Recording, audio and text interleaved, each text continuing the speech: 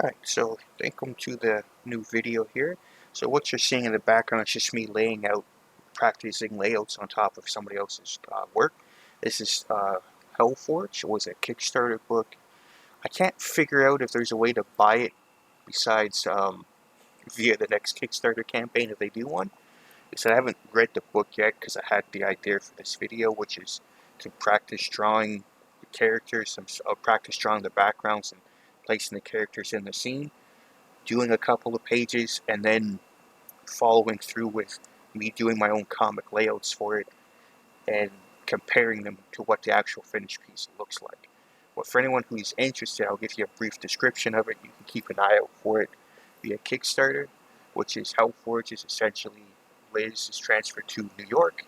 She's essentially from Camelot.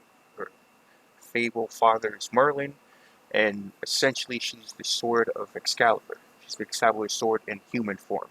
So the idea is that she gets dragged back, her and Merlin and her friend get dragged back to Camelot after certain events happen. Again, sounded interesting, so I ended up backing it, and it comes with the script. So I have all 7 issues and all 7 scripts. So you'll probably see this comic pop up a few times on here. I said I'll link the creator's Instagram page in the description so you can check it out. Like I said, I don't think you can buy the book outright. At least I can't find a way to do it. I know that the creator is, I think it's Elliot, I don't know how to pronounce the last name, Estrada, I think. So we'll have to check to see if there is a way to buy it. I don't see one, but I'll link you to their Instagram page in the description. My guess is they'll probably do maybe 1 or 2 more campaigns for it. So if you end up liking what it looks like and the art looks like, you can always check it out there. So this is just the intro to the video. I'll probably jump in and out as needed as a voiceover for this. But most of this will be a combination of me talking through the process of figuring out where the background goes, how the characters look, placing them in just using boxes for placeholders in terms of the perspective, and then you'll have me jump in periodically as needed if I need to fill something up. Some of this will be sped up because it'll get repetitive, and I don't want it to be like an hour to 2 hour long video. So enjoy the rest of it. Like I said, if need be, I'll jump back in with something else to say. Alright, so now that we've done the layouts for the other, like the sequential pages for the HELLFORGed, I think it was page 4, 5, and 6, we're going to do layouts for the next 3 pages. We're going to do 7, 8, and 9. So this is how I'm going to be mostly doing these. It's kind of laid out like this. So I kind of have it set up like storyboards. So I'm going to have, these are going to be my panels, and then once we've laid out the paneling for it, we'll jump in and we'll turn them into comic page kind of layouts. We're not going to be finishing these, we're just going to be placing the characters in position and figuring out where to go. And then once we finish this, we're going to compare them to the actual finished next 3 pages just to see how close we are. Not so much close we are to their layouts, but how close it is in terms of continuity with the other 3 pages that we broke down earlier. So right now, essentially what I've done is I've read the script a few times so I can see what's going on.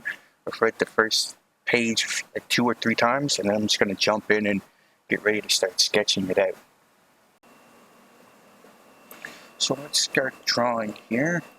So essentially, we're not as worried about perspective at this stage or background elements. We're just figuring out where things go. And because this isn't my story, I'm not going to include the script. This was a Kickstarter book. At some point, like when I do the speed up, because I'm going to take you through the first page, or at least my thought process for the first page. I think it's 5 or 6. Yeah, it's 5 panels. We'll speed it up, and if I can remember to, I'll include where you can buy it if you can, because this was, again, a Kickstarter book. One of the perks was the script, so I have the full script for this and the other 7 issues.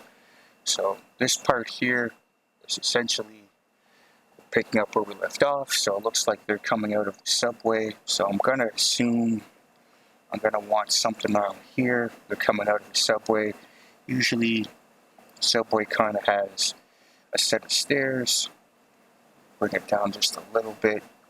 It's usually where the other train comes out of. I'm actually going to make this just a bit smaller. I'm going to add landing platforms, the yellow line, and we'll do the same thing on this side here. We can now turn this kind of into the train itself. So I would say it's kind of shaped like this. Get this, get window parts. Now we know that actually I should probably make that bigger. Essentially this stage is just playing around with where things will roughly go, how big things should be.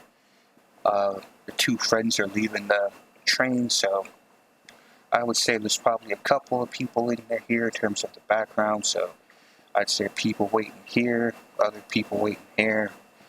The two friends coming out would be, one would be here, this would be the ground plane, and over, make them just a bit bigger. These are just placeholders for where I think they should be. And now let's say that there's another opening over here. These trains usually have, again, usually have one going this way and one going that way, so we'll do that. We'll add a few people standing back here behind that yellow line.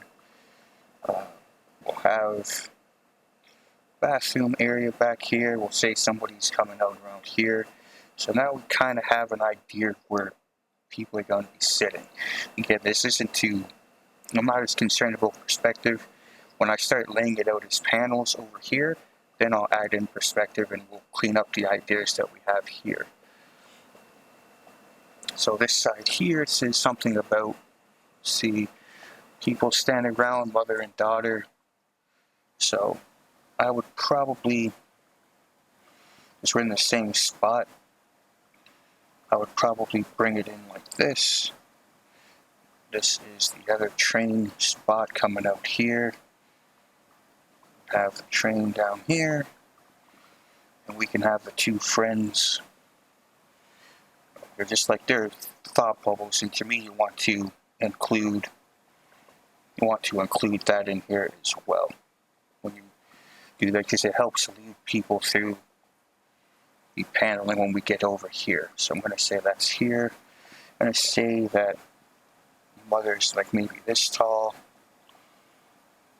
daughter's over here, somebody back here. We could even have like the back of somebody's head as they're walking over. We could even make this larger, which is what I think I'll do. I think that that's too small based off of the description, so we're just going to select this and stretch this to fit in the panel just a bit better. But again, thought process is just figuring out where I want things to go right now. I'm not as interested in it being perfect or perspective or anything like that. It's just figuring out what needs to go where, how big or small things should be based off of the panels that you have, and what the story's asking for. So here we have a couple options. We could do, because now you guys don't see the story, so I'm just thinking, because it says thief grabs mother's purse, and while fighting it for the mom yells let go. So we could do this as just one big action scene, or we could do it as a transitional panel. I think that's what it's called. It's when you get like a little box inside of a box to show what's going on. But I think for something like this,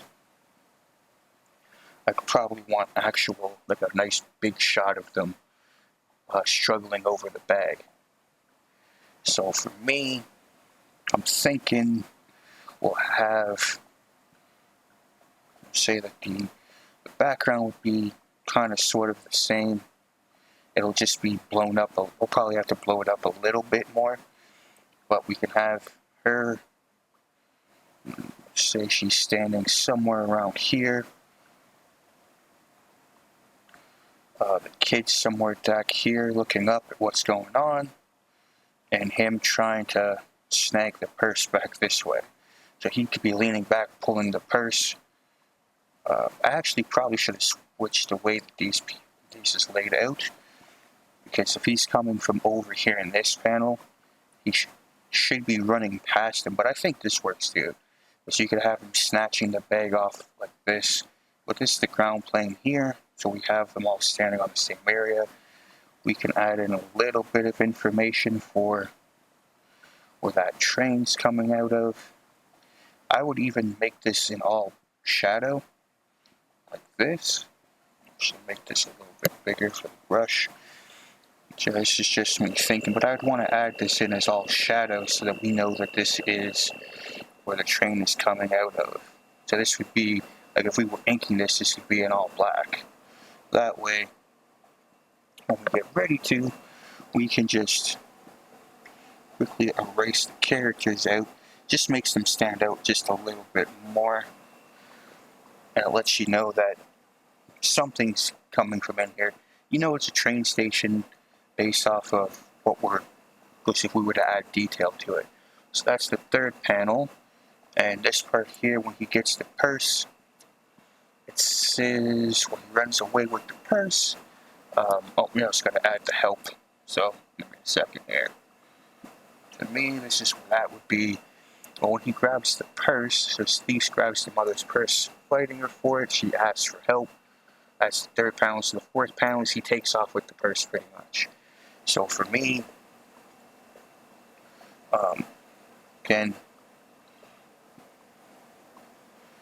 the background is technically the same, but for this case here, I would want her sitting down on the ground as he takes off with the purse. So he'd be somewhere over here.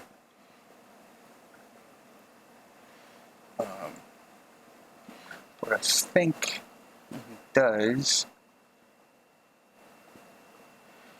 she falls backwards as he runs by, so for me she would be actually more like this, falling back onto the ground. He's taken off here. So we have that part figured out. Again, we just toss some X in there for now. So to me, while he's running off with it, I honestly wonder if I could do this as, we could do that as an in-between, but I think it's necessary for the action, because the next panel says that the little girl falls into the subway spot. So for this, I kind of want it to be looking up into it, so she's falling down, I would have her, the little girl sketched in with the box shape like this. We would see more of this, and then you could see the upward shot of the tunnel here. So this would be an X. You can see the little girl falling. So a little box here. Again, we'll just toss it in boxes for placeholders for stuff. We can then figure out where to put that. For me, I would have the mother distraught, looking down, trying to reach in to grab her kid from falling down into the train stack, into the train tracks themselves. So we're just gonna sketch that in here. To me, we could then add in where the steps would be. This way you have the full weight of the background in there as well. It's just a little bit different. Same thing, just at a different angle. Okay. And you can have her thought bubble here, and the little girl's thought bubble or speech bubble here. Just making sure. Yep, so that should be, so this would be one page. It's a little bit messy, but the idea is here. So now what we'll do is I'll probably speed up the rest of it as you watch me do the exact same thing. It's the same thought process, so this is just page 1 of 3. We'll do the next 2 pages, and then we'll jump back in when I start to turn them into comic layouts.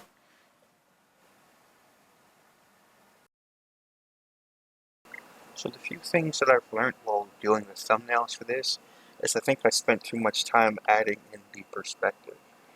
It's supposed to be done like storyboards, and I don't think that it was necessary to do all the perspective for this. It should have just been throw this shape here, put this shape here, and treated it more like a thumbnail. And that's something I'll have to keep in mind for the next set of times I do these, is try not to spend too much time worrying about the perspective. It's something that should be kept in mind while I'm doing these, but it shouldn't be, I gotta do the perspective and sketching all of this out and spending so much time on it. They should just be basic shapes just as placeholders. And then when I move into the next section of laying them out as comics, like putting them in comic panels and doing the layouts for them that way, that's when I should start adding in the perspective. I still think it's helpful because it's just helping me gauge how I want certain things to look. But I think if I just worry about placing of characters and placing of shapes, I think they'll actually fit. They'll be a little bit faster, maybe a bit more efficiently, and they'll fit in the. I can then make them fit in the panels I'm thinking of later. Because I still have to make adjustments to these little uh, storyboard style boxes to get them to fit anyway. So instead of spending as much time worrying about perspective and making sure it looks just right, if I just kind of dive into where I want the characters to be, how they should fit, I think it'll work as well or better, and it'll be a little bit more faster, a little bit more efficient. And as for why I do them this way, it's just something I've seen other people do, and I think it makes it quicker to just kind of lay out the panels like this, and then jump in and turn them into comic pages.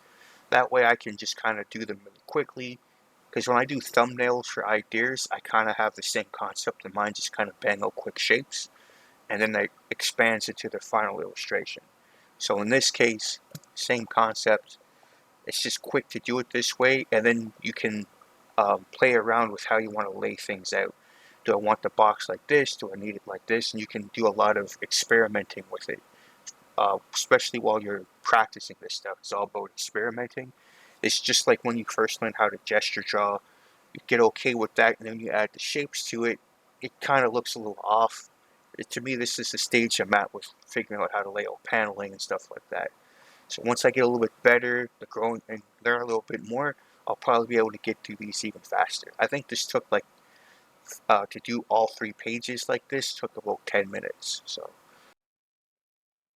all right. So for this part, now that we have all the pages thumbnailed out like this, we're just gonna go in and do the borders. So once we have the borders figured out, like this is its own little design. So while I'm looking at the borders and figuring out um, what size these panels should be, I'll add in some of the perspective. Well, I'll probably do perspective in a different color, just turn down the opacity for it. So right now, I think for this, like a wider shot would work, so we're just gonna lay them out like this. These are, what, 5 panels? So I think a nice wide shot kind of like this works for that. I think these two would kind of work. Actually, I think this one could be a little bit bigger, so I think it could take up roughly something like this. I think that's too big. So that's the first panel. Next panel we'll do the same, but we'll divide it in half.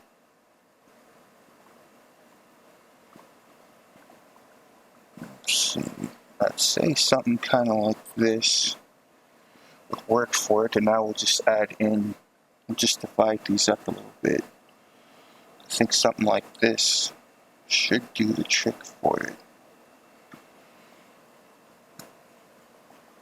So we have the 5 panels, which I think this one would need to have to establish the background a little bit. This one we just need a shot of side, like the backgrounds for some, like these 2 panels would be kind of similar. And because I think I would just drop in a color for the background that would match this into here. So even when I'm planning out the panels, I'm still thinking in what has to be done, what should be done, and how to go about figuring that out. So on this one, we don't have perspective line for most of these, so we're just going to kind of figure that out now. I think for something like this, 1 point perspective kind of works. It'll be more centerized somewhere in like the bottom quarter of the page. And now we'll just kind of sketch this part here in. To me, I feel like this part will mostly be figuring out the perspective, angles of different things. Because remember, this is supposed to be a subway scene or a subway area, so let's just fix that up like this. I know not everybody draws a full-out grid when they do this stuff. I do it because I find it helps with depth perception, and you can use it as a unit of measurement. This is roughed out, so it won't do that, but one of the settings when you go into the perspective tools will turn on a grid. So I'll figure that out for this. I'll also probably figure out the perspective for these next few shots. So to me, think over here, something like this works. We can now draw this and this. And this one here, like I said, this one will mostly be a close-up shot of the two people fighting over the purse. So we won't really need the perspective for it. I think this one would be kind of like this. We'll just kind of quickly sketch in a grid for it. Not so much worried about the perspective for this shot. We're just trying to make sure we have where the character's going to be, and then the rest of it follows suit. And the last one is an up shot, because we want to be looking up into this scene here where we can see the little girl is falling onto the track. So I'd say somewhere over here would be a good option for the perspective. And because I want it to be looking up into it, I think something like that will work. So now we'll just turn this down and we'll sketch in some of the information. So now we have this, we know where the placement's going to be. I'm going to say, because this is the ground plane, we're going to have, what is it? I believe it's a close-up of the two of them getting off the train. So I think having like a stairs coming down like this, like a ticket window, and then it goes back into space for the steps. Say kind of like this. We can get double shots down here. Just placing things into any perspective for it. So now we can sketch in where the tunnel is, which should be roughly, we're actually going to make this a little bit bigger. I think it works like that too. Just kind of figure out where the ground plane will be. Let's actually redraw that, and I think that figuring this part here out, so we know where this is the ground plane, we need to have enough information in here so we can draw the two tunnels. I think they should be back here more. This way we can see them like this. Tunnels are in here. We can then kind of draw in the background shots of what the subway would kind of look like. So I'm just kind of guessing in some of it. This is where I would want to grab a little bit more reference for some of the background elements that are in here. Pretty sure it'd be like a turn, like one of those ones you have to walk through. So I don't think you'd quite see steps for it, but now we can have the train itself be roughly this big for the tunnel. We can sketch in Let's say the train itself should be about here. We can have the windows popping like this. And now we can have the people walking or standing in line waiting to get on the subway. So we can have that down here, and we can have the main protagonist in the foreground with their friends walking off the train. So we can do that. I also think having a spot where the other people that are in this scene are somewhere over here waiting for the subway works too. Kind of want them roughly here. So we can have that here, and we can have the other guy walking who's supposed to steal the purse back here. So we have this part figured out. Now we'll do the next scene, which has the tunnel. I'm just going to bring that back a little bit. So we have this. We'll have the border, so this would be the yellow line. And we can have the guy back here and the family standing here. Always want to make sure that they're actually touching the ground plane. If you can see it, just helps ground the characters.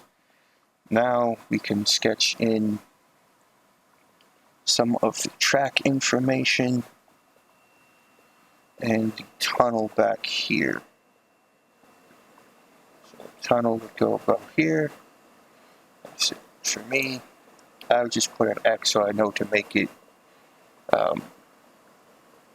to spot that as black.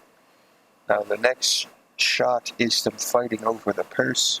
So this is where you don't really need the background. You can just make the color the same as the rest of it, and it still kind of works. It's like I would want to throw in the speech bubbles. 1, 2. This one has them fighting over the purse, so you can have, let's redraw that a little bit. You can have him and her fighting over the purse, so we can sketch the body in a little bit.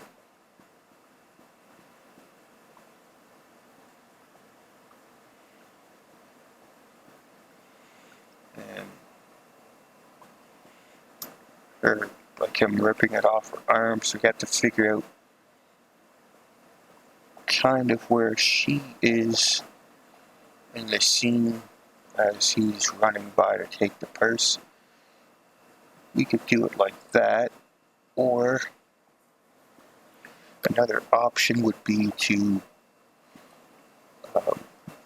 see. I think another option would be to adjust this so she's in a different angle. So I'm just going to erase this and redraw this in.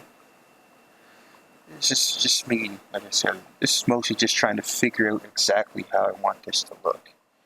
So I think her turning to face him or actually coming, standing this way, fighting him off a little bit. Let's see, should also work. These aren't finished sketches. I said you could also have the kid down here looking up to see what's going on. You can then have this guy here. And this is where some of that forced perspective comes into play, because we can have her arms stretched out like this and have him retching on bag like this. Let's have his head there. We just have to adjust this a little bit. It's too big. We can actually make it a little bit bigger and cut off a lot of the unnecessary pieces to it. I think that still works. We can now have his arm here. Now his head fits into the scene as he's pulling the bag off of her. We could even change the pose a little bit and have him standing more to the side as he's just kind of rotating the bag away. So Let's try that too. It's still just mostly thinking, a lot of thinking on the canvas, trying to figure out what works and doesn't work. So let's just soft erase this back a little bit.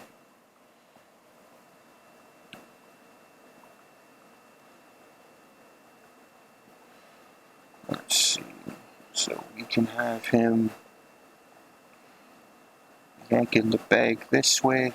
I think this works a little bit better. Bag is here. He's holding this side here of the bag, and the strap is, let's say, around her arm. Now when you do the next shot here, we can have him right in like about here, just kind of running away after he's gotten what he needed. So we can have this arm come down here, holding onto the bag. This arm up here is he's taking off. And for a run before, one leg usually goes behind, or one leg usually, and the arms are alternated. So you want this arm up when this leg is up. So I'm trying to keep that in mind as I sketch this out. Now we can have mother sitting down on the ground playing here, because she's fallen as he's stolen the bag. And have this leg up here.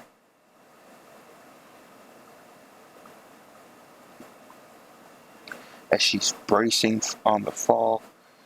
Now on the other side, now we can add in some of this. Add in a little bit of this. We can now bring this across for where we need this to be. And we can bring in a little bit of background detail as he's taken off. You can even include, if you could adjust it where the little girl is, you could even adjust it where she's, because again, he's coming from this way and continuing this way. In theory, that little girl would be standing around here as she falls backwards. So you could sketch her in just like this, arms waving in the air, she's falling back. Then you get the next shot, which is, let's see, it's more like this for the background elements for it. We're now seeing the inside part of the tunnel, and we can have her again falling into the tracks itself. So I'm just going to sketch in a little bit more of this. We can now have the mother's head here, shoulders here, as she's reaching in trying to grab her, and one arm down here. Now we can add in some of the dialogue for it, which is something we probably should have done a little bit beforehand, but again, that works. And now we need the other speech bubbles for this part here. So now what we'll do, like I said, is we'll speed through the other pages and we'll do the next two. Again, we're not going to be finishing this. We might clean this up so it's a little easier to see. But like we'll add in some of the characters here and people standing in the background. But we'll probably, again, we're not going to be finishing this. We're just getting the thoughts out and seeing how they work at this portions and with the paneling that we have, or if we have to make adjustments. So we'll do the next part of the video. Like I said, we'll speed that up, and then we'll jump in and compare what I've done with what the actual book looks like. I think the next time I go to do these, I'll play around with some of the shapes for the borders themselves. Because I noticed when I get to the end of this that they did a lot of overlapping to get better overall imagery for what they were looking for. And you'll see that at the end of the video, but I do kind of wish I had done a bit more playing around with the panels. figuring out if I need to overlap anything, doing partial transitions from one to the other, and figuring out if it needs to be done a certain way or if I can just as easily, instead of just making them squares, I could have done something slightly different with them. I might have made a better overall story, the panel-to-panel storytelling.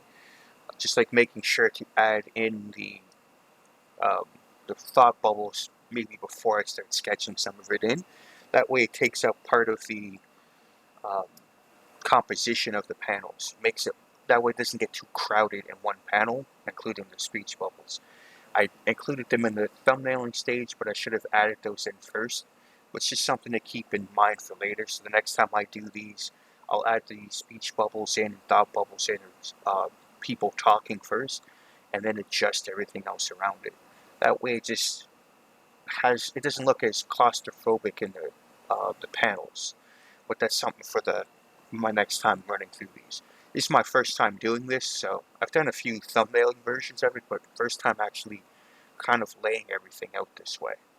Especially continuing another story, which I think is good practice.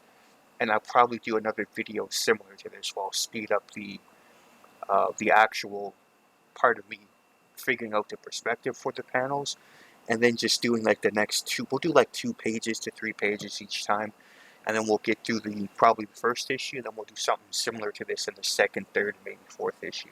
It's just good practice, and then they'll probably turn into shorts for doing just this with shorts. But if people want to hear my thought process as I do them, we'll do a few long-term videos with it as well.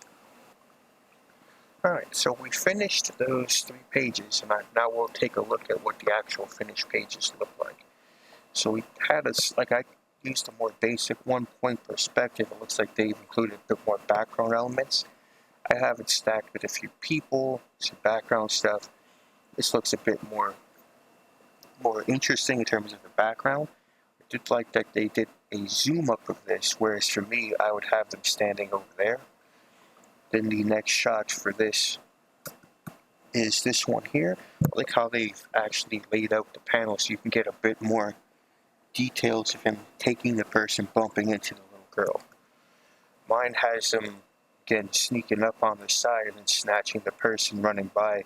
You can see the little girl falling, and instead of quite doing it like how they have it here, where you have the background, you see more of the train tracks. I went with a more upshot so you can see her falling down into the track. It is interesting to break it down.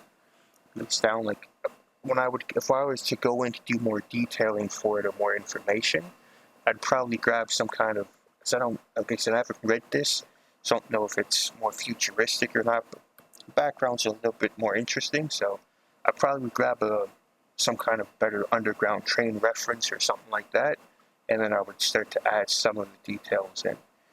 Let's go on to the next shot of it, but again, stuff like this is things that I'll have to keep in mind.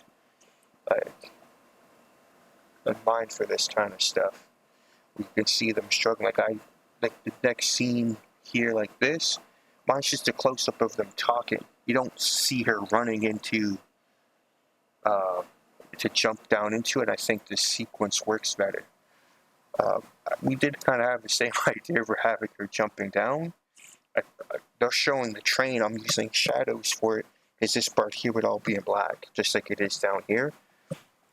And you'd see the train lights flicker throughout some of it. That's my thought process for it. But the idea of splitting it up like that, I didn't even think of, to have it like a shot like this to lay it out. The thing of her jumping down to try to get to the little girl, to me, is a great shot. So we ended up doing something kind of similar with the train sounds. That's why I just have it written in so I know what to put there for later. And then I have her going down to check to see if the little girl is okay, getting ready to get her out. Like, she's in frame picking her up. You can see her and her friend reaching down to see if they can give her a hand or not, because to me they're just across the way. And you have the shot of her helping her up, trying to get her in to this up to her parent here, her mother up in here, and different people in the background watching. This part here I just cut off in half because it's like we just need to see her her head and what her eyes would be looking back at the train. But again, this extra panel here helps add more information to it. That's something we'll have to keep in mind when I'm doing these. It just makes it a little bit more clear as to what's going on. I do like the angle of this train coming out. The script says that it's there, but it sounds mostly like it's kind of sort of in the background for it, so I just assumed I would do it as I get all blacked out, and you can see the little headlights get brighter as we get closer to the impact. Last scene, I added in an extra piece to it. We can see her helping the little girl out of the train, and now I have the train popping out, so you can see how much bigger it is than the people there. And then we kind of had the similar idea with her walking through the walking out of the train. Like the special effects, I'm kind of glad I got to see that, because I was thinking kind of like Kitty Pryde, how she phases through walls and stuff like that. But we had a similar concept where I had half her leg and her arm still in there, and the other arm coming out. I threw her friend in there to see if she was okay, as she's checking to see if anything's broken, if anything's happened. I do think this page, for me, this part turned out alright. I like the idea of this whipping by, though. That was a nice little touch. For me, like I said, I kind of had this idea, but more for the third panel, because I wanted to show how much larger the train was. But this is a good idea to play around with some of the perspective a bit more. Some of this looks more like it's partially fisheyed, or it's way off the canvas. Like if we were to follow this back, it'd probably be all the way up here, and then they're wrapping the perspective around it, which I didn't even think of to do. But it's a good practice. I think anyone who wants to try and do a comic or has ever thought of it, you should try and find a script and a book that's already finished, and then break down the panels in your own way. Like I said, you don't have to finish it, because I obviously didn't. I laid out the thumbnails, and then I cleaned them up for borders. I think that method works, because it just helps to get the ideas out quickly onto the page. But again, the next few videos will be, like, I think these will mostly be shorts, because I had somebody ask if I'll still do the daily sketches. I think we'll try to post a few of these throughout the week instead. I have a few other video ideas that I'm working on now, and those will come out soon. So I'll see you guys in the next one. Like I said, I won't ask you all the time, but I would appreciate if you would like and subscribe and check out any other videos on the channel. Enjoy the rest of your day.